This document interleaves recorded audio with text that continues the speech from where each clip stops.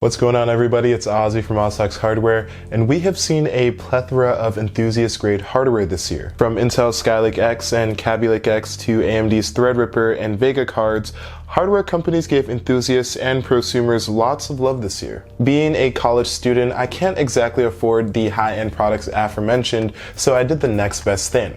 Kinda. I researched products that mirrored the price, performance, and behavior of the enthusiast grade hardware that AMD and Intel released in the last 6 months, and I stumbled upon these two products that I picked up from eBay for only 58 bucks, the Intel Core 2 Extreme QX6850 and the Radeon HD 2900 XT. There's very little practicality for actually purchasing these products today because of their awful price to performance and their antiquity, but they make very interesting tests such as the one that I'm doing now. So the question remains, how was enthusiast hardware 10 years ago in around 2007, and what are the parallels that we can draw from then to the enthusiast grade hardware today? I actually framed this video around the HD 2900 XT, or how I like to call it, AMD's original Vega video card. It's a DirectX 10 video card with 512 megabytes of GDDR3 VRAM based on AMD's R600 GPU architecture. Now, the similarities between it and Vega are kinda uncanny, actually. If you account for inflation, both video cards retailed for around the same price. AMD responded to the competition very late with both of these products, Vega being over a year late and the 2900 XT about 6 months late. Both video cards pulled more than their Nvidia counterpart, and they brought no new performance uplifts to the scene. The 2900 XT fits the shoe very well in this regard, and it's also regarded by many as a failure by AMD, though I will say the Vega 64 is a bigger flop overall. Ironically, the R600 architecture grew to become arguably AMD's greatest GPU after generational tweaks, but that's another video for another time. Next up, we have the Core 2 Extreme QX6850, an enthusiast Core 2 quad clocked to 3 GHz with a fully unlocked multiplier, something regular Core 2 quads lacked. The performance difference between the two were minuscule, but I suppose Intel thought that an unlocked multiplier deserved a much bigger price jump.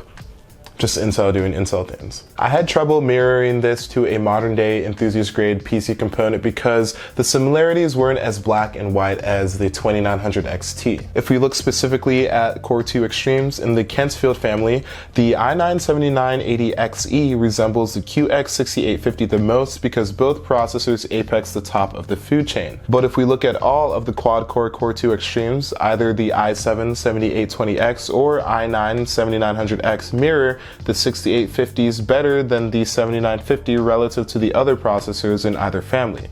I chose the i9 because its MSRP matches the Core 2 Extremes' better than the i7's when you account for inflation. You could also argue that Yorkfield Extremes resemble i9s and Kentfield resemble i7s, but then you have to take into account node strengths and all of that stuff, so I disregarded that altogether. The rest of the build includes an MSI P45 motherboard, a Cooler Master Hyper 212 Evo, and 4 GB of DDR2 memory. I did not pick up an X48 motherboard because of the absurd prices on eBay. 99 bucks for a 10-year-old device with little resale value just does not sit well with me. So I settled for a cheaper chipset. Just note that I do not have an enthusiast motherboard for the era of this build, but it should overclock the CPU and RAM just fine. I bought the 212 Evo because of its price, performance, and availability, even though it's not from 2007.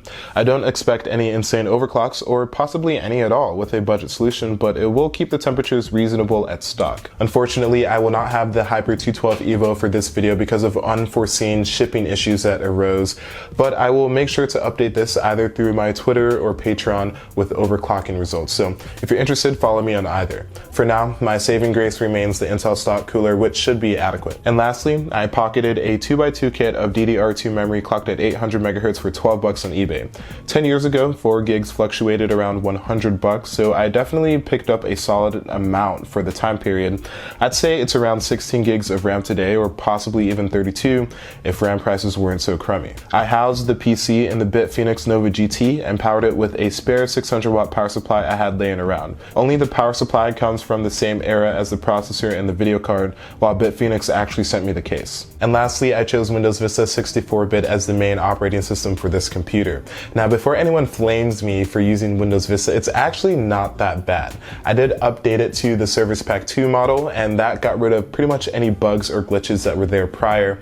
And Vista is also the latest operating system Microsoft had released at this time. With that being said, let's get to building the computer.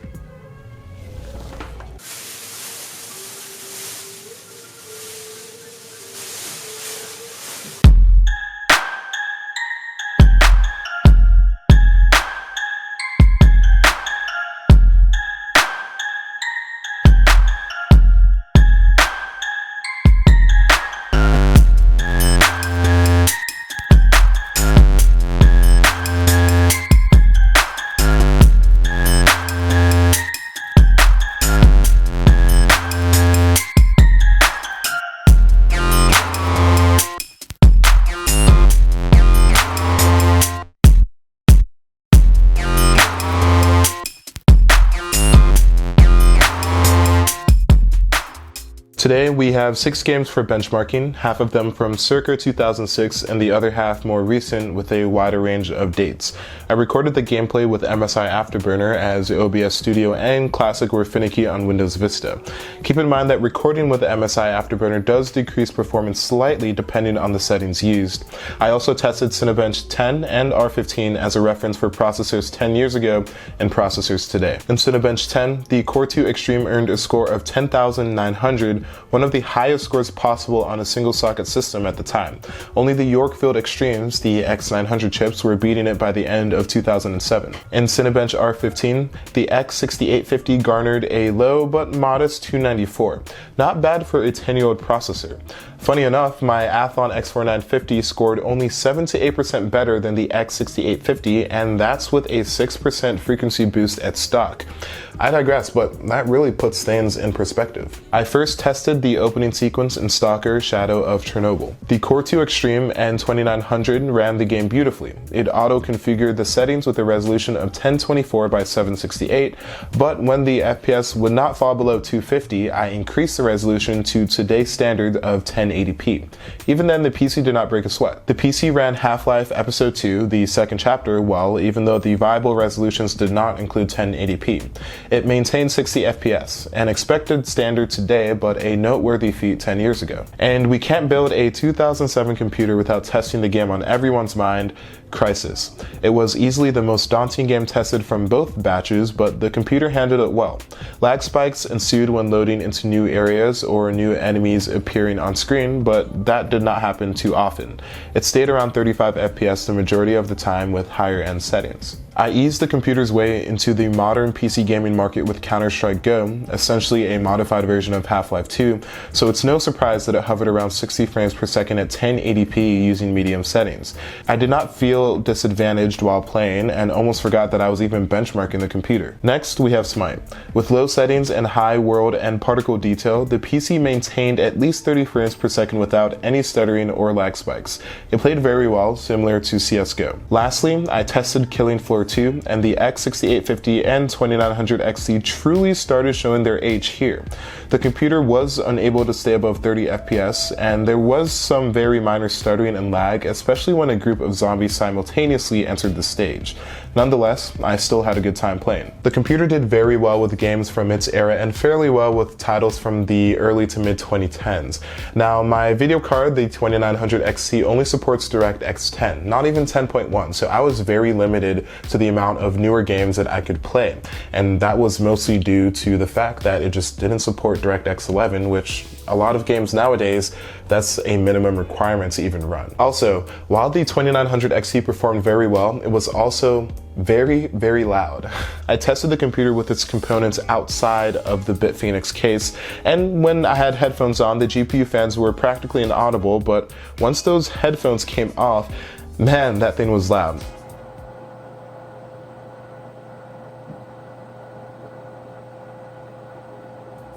Not having a proper CPU cooler also prevented me from overclocking. With the Intel stock cooler, the CPU was hitting around 80 degrees Celsius while gaming, so I had no headroom to overclock. But like I mentioned earlier, I will get that 212 Evo in eventually, and I will update the metrics with overclocked benchmarks. Anyway, with all of this being said, the Enthusiast PC from 2007 did very, very well.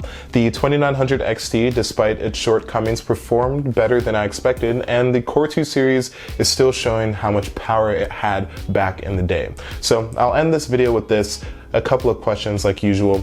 What was your PC like 10 years ago? And if you were an enthusiast, how have things changed from then to now? Yep, that's all that I have for you guys for today. If you liked the video, then leave a like. And if you loved it, share and subscribe and all of that stuff, because I have a lot of videos like this coming out in the near future. Also, join my Discord server where we talk about old and new tech alike. Link will be in the description. Until next time, I'll see you guys later. Peace.